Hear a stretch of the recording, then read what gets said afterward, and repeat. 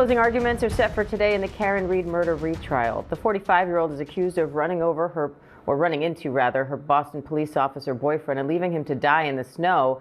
The defense says Reed dropped John O'Keefe off at another officer's house party that night and that she's the victim of a cover-up. Now a new jury will decide her fate after Reed's first trial ended in a hung jury.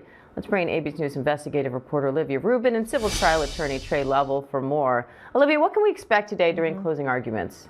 Well, they should get underway any minute now, and each side is going to have an hour and 15 minutes to make their case, and that's pretty tight for a closing argument. So they really have to think back to this trial and what testimony and what witnesses they want to highlight the most.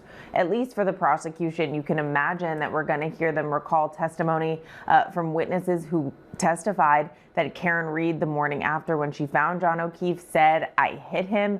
You should probably expect that they're going to recap some of their medical experts who testified that John O'Keefe had hypothermia, about the injuries he suffered, and about their expert that did those tests, those accident reconstruction experts that said the injuries lined up. Remember the blue paint? That was a real visual for the jury. They're probably going to recall that. And on the defense side, you'd think that they're going to lean pretty heavily into that last expert who essentially said that there was no way that Karen Reed's car caused the injuries on John O'Keefe, essentially that there was no collision. They actually moved for the charges to be dismissed based on that testimony. Of course, it's no surprise that that wasn't granted, but they say if there's no collision, that there is no case here, and that's something that they've been trying to hammer in, and then from there, it's in the jury's hands.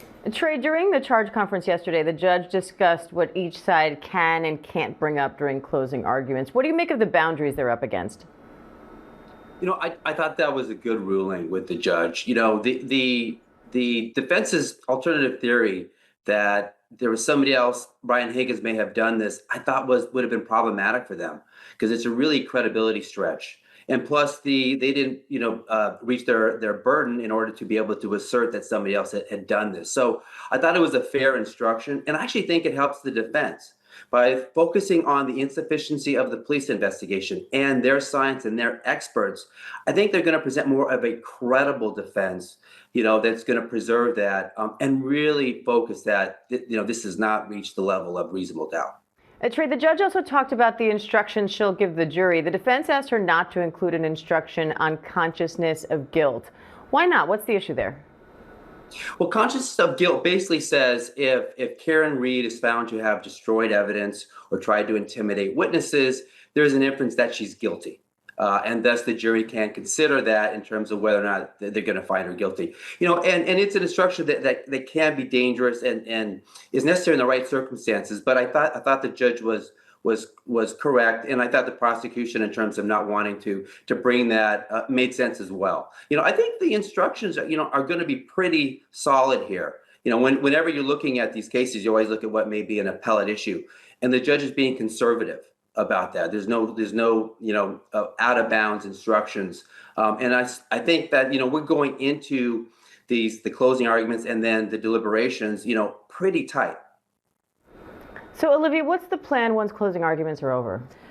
Quickly getting to the jury. There's lunch, there's jury instructions, and then it's deliberations. And when you think back to the first trial, we know that the jury deliberated across 5 days. We're at Friday today. So if that same timing were to hold, that would mean there wouldn't be a verdict until next Thursday, which is a long way away. So it will be interesting to see how much time they take compared to the first jury, but they're not going to have so much time to deliberate, just a few hours. So if they were able to come back with a verdict today in just those very few hours on murder charges, that would be quite remarkable. So I think it's more likely that it stems into next week, but with a jury, you never know. You never want to bet on a jury. They could do anything. Tre, let's unpack this a little. When the prosecution gets up there, what are the key points you think they have to hit on to try to prove this case beyond a reasonable doubt? And I also want to remind the viewers, the burden is on the prosecution to prove the case beyond a reasonable doubt. So I think the prosecution is going to focus on three things. First of all, what Olivia said, which is exactly right. Those party admissions. The 3 or 4 people that Karen Reed allegedly told she hit him, as well as the interviews on television, which she indicated, I may have clipped him, I may have hit him. That is powerful testimony because that is coming from the defendant herself.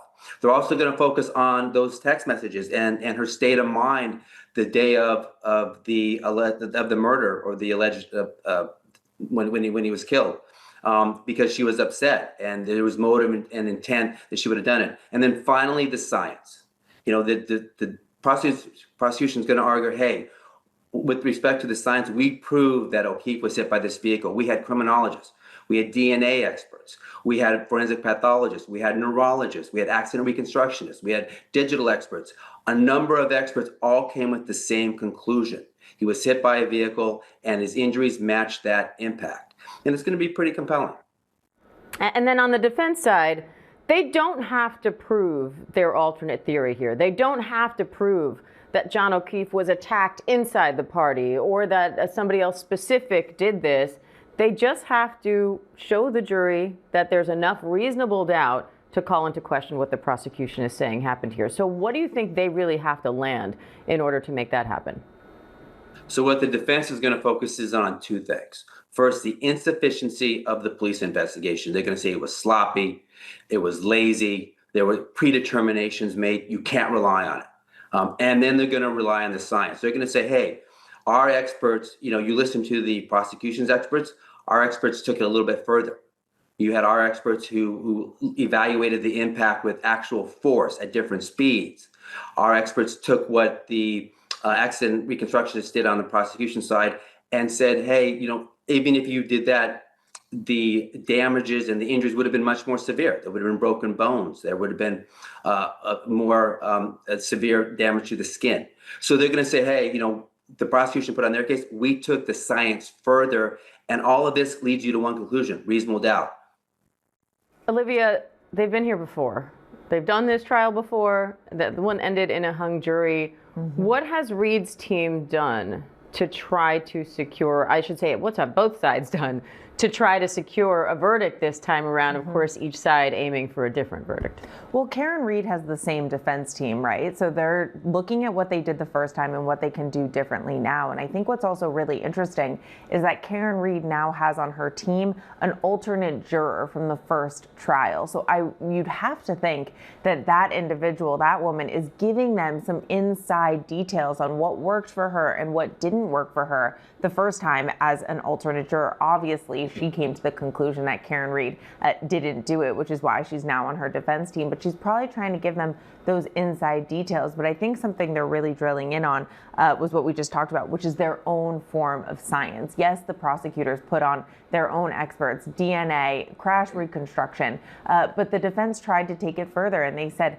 they had their own witnesses that would disprove the science that they said wasn't even really science that the prosecutors did, and put forward the real science. They called it basic physics, and that they came to the conclusion there was no way that Karen Reed's SUV could have caused the injuries on John O'Keefe, that there would have been additional injuries on John O'Keefe if he was really hit by a fast-speed Lexus, that he would have had a shoulder dislocation, that he would have had injuries on his knuckles, he would have had injuries on his legs, that it was actually too minimal for what prosecutors are saying happened here. So it seems that that's really something that they're trying to drill in on. They also had that female expert who said that John O'Keefe did not have hypothermia, in her opinion, and that feeds in to their theory that John O'Keefe possibly was killed elsewhere and then put there later, and that's why he did not have the hypothermia before he died. Remember, she said there would have been more spots on the lining of his stomach, which she said he didn't have, and what he did have was from medical tests that were done on him later. So they really tried to weave this alternative scientific line, which could prove to work out for them or not. All right, we'll see. Olivia Rubin, Tre Lovell, thank you both.